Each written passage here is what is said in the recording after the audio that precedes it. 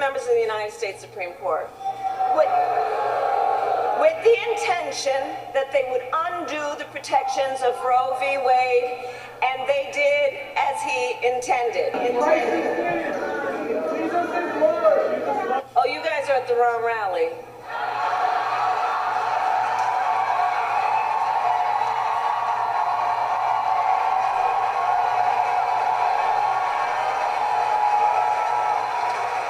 No, I think you meant to go to the smaller one down the street.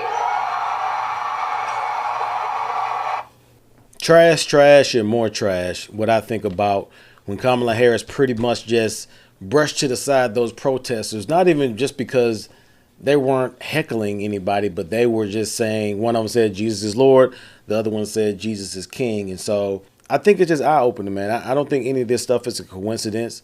I think God is putting stuff in the forefront of people's eyes to make it blatant to see, what's going on. And so, and I made a video before on the Preacha Man channel about Republicans versus Democrat and da-da-da-da. But at the end of the day, obviously I'm biased. I'm biased. I'm more toward the Republican side, but I'm registered independent. But I'm not a fool to know that voting independent pretty much is meaning my vote is really not going to be counted or, taken into heavy consideration. So that's just to be honest. This whole thing with Kamala is clear. And I think if you're a Bible-believing Christian, if you hold to those values and do that, I don't see any type of circumstance of you casting a vote for her.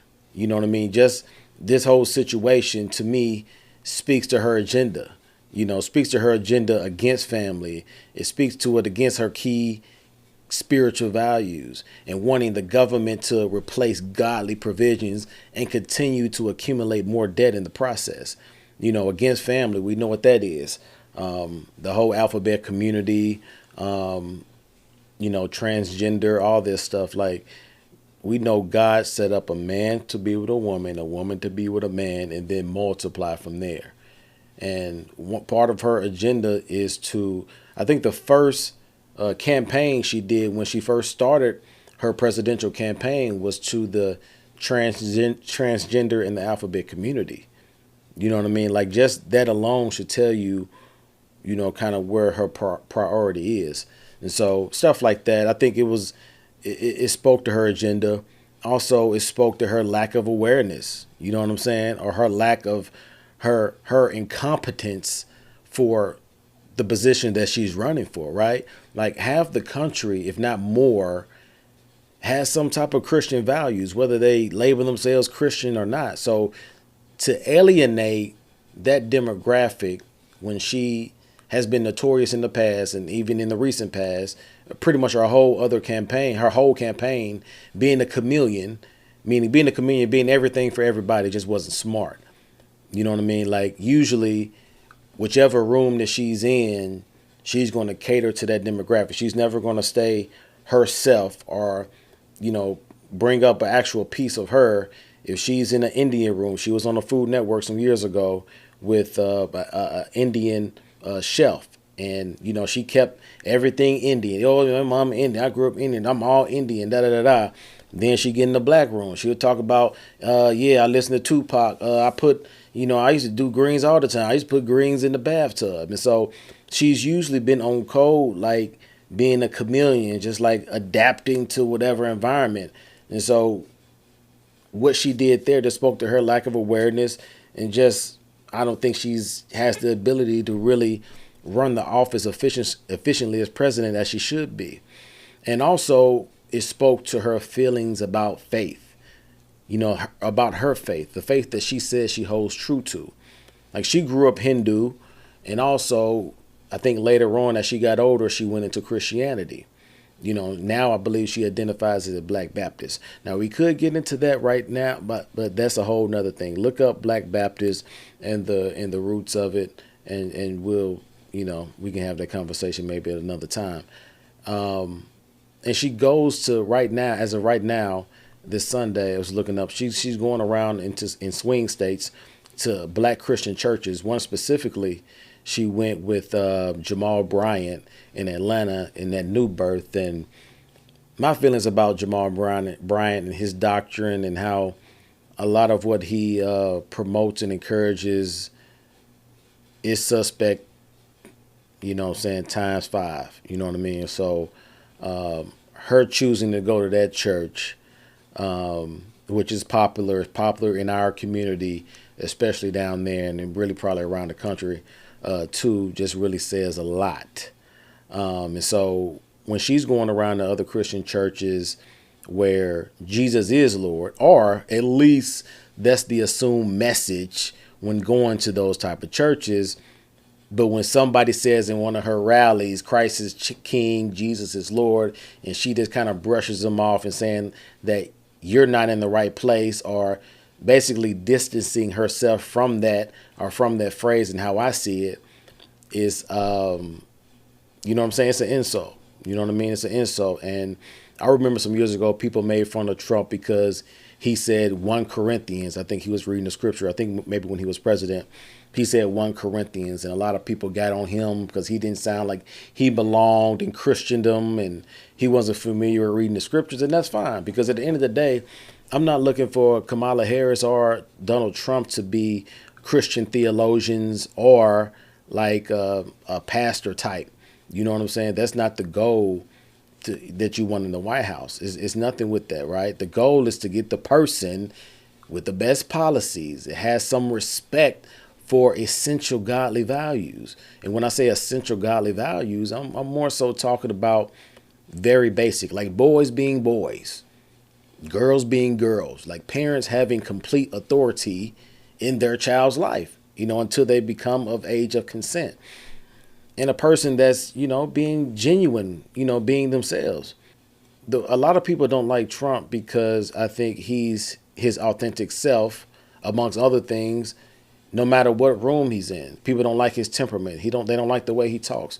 They don't like the way, like, I give him credit in this. At least he's being himself, no matter what room he's in, no matter who's interviewing him, he's going to be him, right? And so, and that's, you know, hit or miss with everybody, because once we try to be ourselves, like it is what it is. People are going to like you who are going to like you. People that's not going to like you, they're not going to like you. And so in what Kamala has been doing through the whole campaign, pretty much, she's been like adapting wherever she goes, being a chameleon wherever she goes, to where we can't get a good measure of like, who is she? Like, what does she really hold to? Because she's flip-flopped on so many other issues, policies, fracking, and other stuff like that, to where we don't know who Kamala is. So she seems more of your classic figurehead than, say, a Trump. Because Trump, at least, he's going to stand on what he stand on. And also, we know Trump can be bought as well, because some things happened during COVID with that too. So he's not above it. But the thing is to have less of that as possible, to really kind of put things back in balance, or back in the middle. And so with Kamala, we don't know what she really stands for, you know, when it comes to the policy, when it comes to black people. Like, we know where they stand when it comes to migrants. You know, we know where they stand, because at the end of the day, you put your money where your mouth is. You know, even as the word says, where your treasure is, that's where your heart is also. And so as much money as that administration has put into other things, proxy wars and the migrant situation, that should tell you where their heart is, no matter what they say out of their mouth. You know what I mean? And so she's right now parading around. I think she was in North Carolina. Now she's in Georgia, doing what she do to those black Christian churches. And so she's basically politicizing her faith to get the black vote. And when it's clear that she's not about that life, when you look at her platform, when you look at the agenda and things that they put, that she says out of her mouth. And it reminds me a lot of what Jesus said, quoting Isaiah in Matthew 15. He said, "These people honor me with their lips, but their hearts are far from me. They worship me in vain. Their teachings are merely human rules." And so if you don't know the Bible, if you don't understand the word, or understand the context of the word, all the stuff that she has been saying, it will be easy to be fooled by, because she masquerades like an angel of light. But the things that she's saying, people that know the word, that are biblical, can see right through it. You know what I'm saying? You won't see Kamala going around, parading around, pandering to white churches like she care about what they care about. Like, it's us that she knows. She'll go to black people. She'll go to black churches knowing how emotional and vulnerable we are, especially when it comes to identity politics. Yep. Then people in their camp and their administration or people that support them will use misogyny like to say why we don't want to support her, or why we won't support a black woman or a black president or a black woman, that is. And so when in reality, it's the substance of the candidate and the platform they stand on, and has very little to do with the sex of the candidate. Now, I'm not dumb to not know, even people that in my circles or people I've been around, or coworkers and stuff, like some men are just like, no, I don't want a woman president for whatever reason. And so I know those people are out there, you know what I'm saying? But for the vast majority of us, like, we just go with what's best, what's the candidate, what my pocket's looking like, what the economy looking like. And right now, a lot of people are hurting. I was talking to my wife or my homie, just like, you know what I'm saying? It hit a couple years ago to where my wife was, she was a stay-at-home mom. I did all the working and we were fine. You know what I'm saying? We were living a good life, had 4 kids, doing what we do. But then when that inflation hit, when the interest rates hit, like, it was like, hey, babe, it might be time to get back in the workforce, because of this administration. How they handle it has been crazy. And so we felt the effects of this current administration. And it's just clear, man. I think the choice is clear. But again, you have to make your own decision. You know what I'm saying? I'm speaking from a guy that follows the way, that follows Yeshua, that says, quote unquote, Christian. So this is where I'm coming from. And so what do y'all think, man? Y'all think Kamala was tripping in that rally, kind of brushing off those guys saying Christ is King, Jesus is Lord? Or do you more so feel kind of like me, that it was a little smack in the face and that kind of exposed her and the agenda that we already knew?